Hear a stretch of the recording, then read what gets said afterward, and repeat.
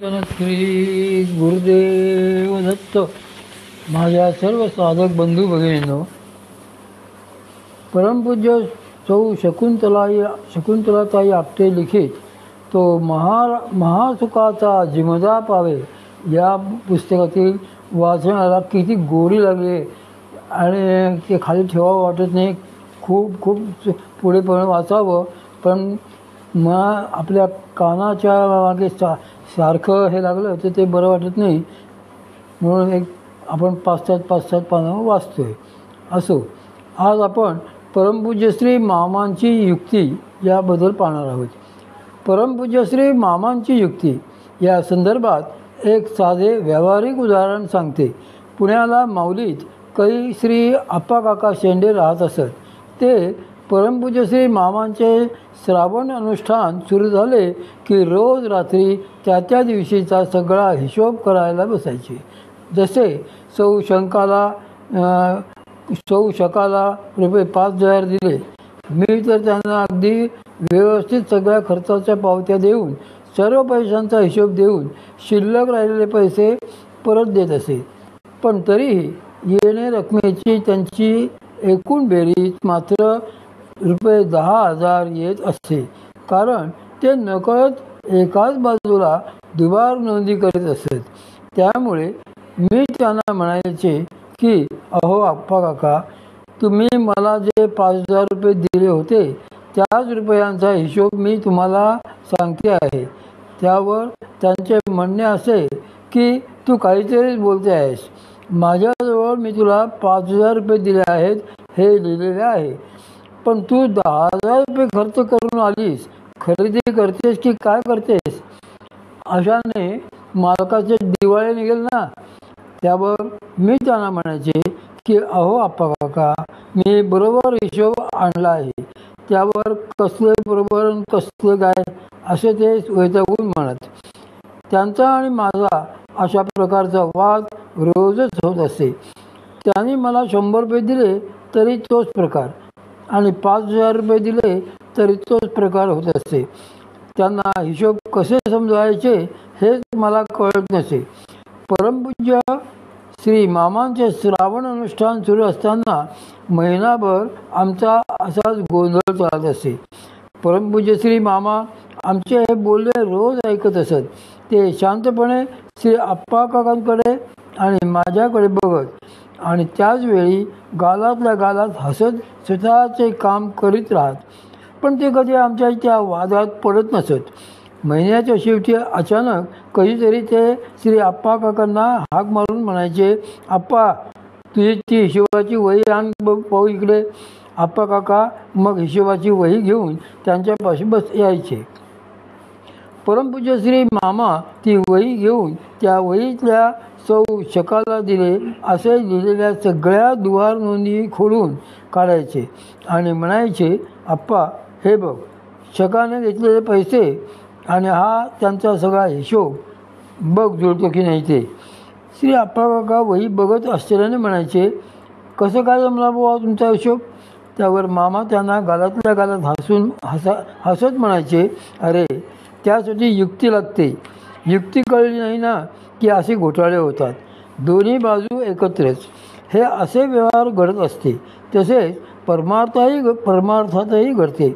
ज्याला युक्ती माहीत नसते त्याला पंथ मिळत नाही, आणि ज्याला पंथ मिळाला आहे त्याला जर युक्ती माहीत नसेल तर तो महासुखाच्या निमथ्यावर चढू शकत नाही. पंथ आणि युक्ती अशा या दोन्ही बाजू नेहमीच एकमेकींच्या जोडीने एकत्र जात असतात.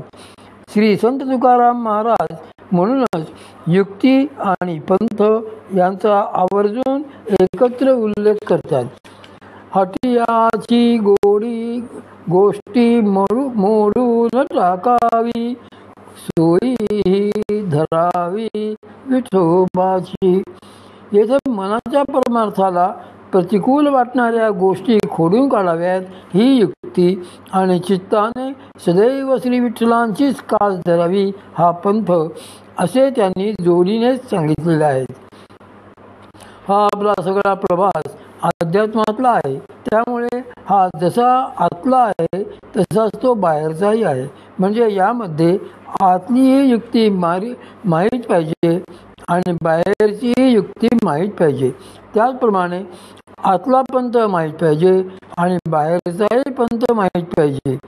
याच 4 गोष्टी साधकांनी काळजीपूर्वक जाणल्या पाहिजेत. आता आतला प्रवास म्हणजे कुठला, तर तो आपल्या जीवाने करायचा प्रवास आहे. तो प्रवास जीव आपणहून करू शकतो का, तर नाही.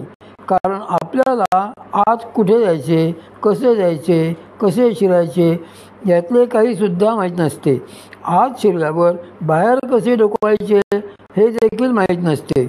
मग आपल्या जीवाने तो प्रवास तरी कसा करायचा, तर त्याने तो प्रवास भगवती शक्ती बरोबरच करायचा.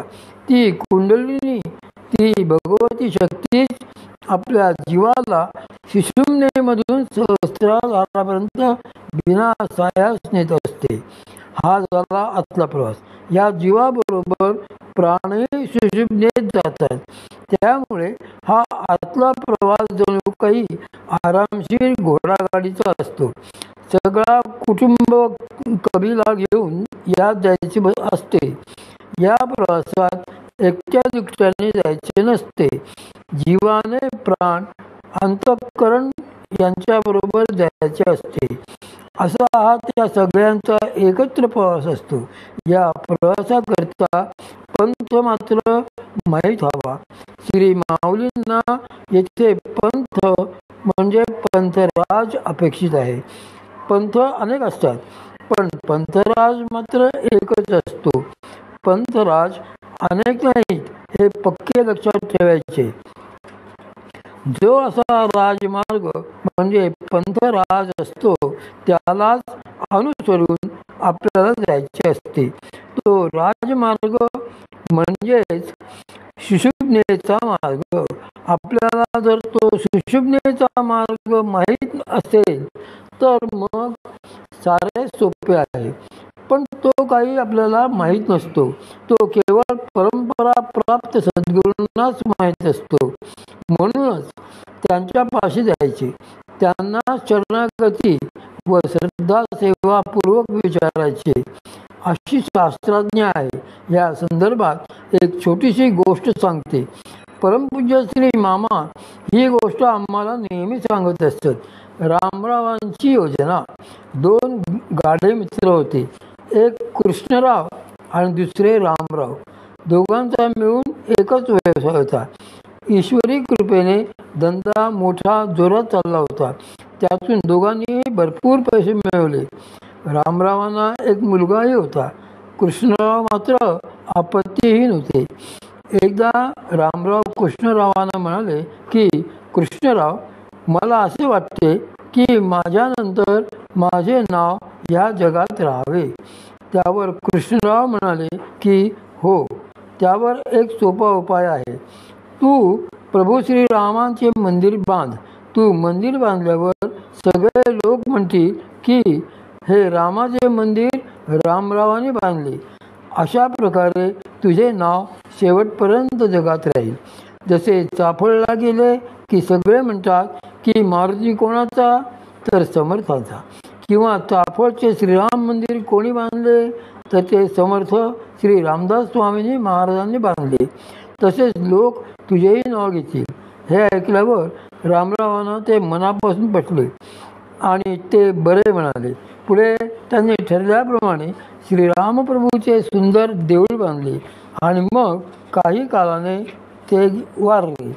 नंतर काही दिवसांनी कृष्णरावांनी आपल्या संपत्तीतील बराच पैसा बरोबर घेतला आणि आपल्या विश्वासू लोकांवर धंदा सोपवून ते तीर्थयात्रेला निघून गेले.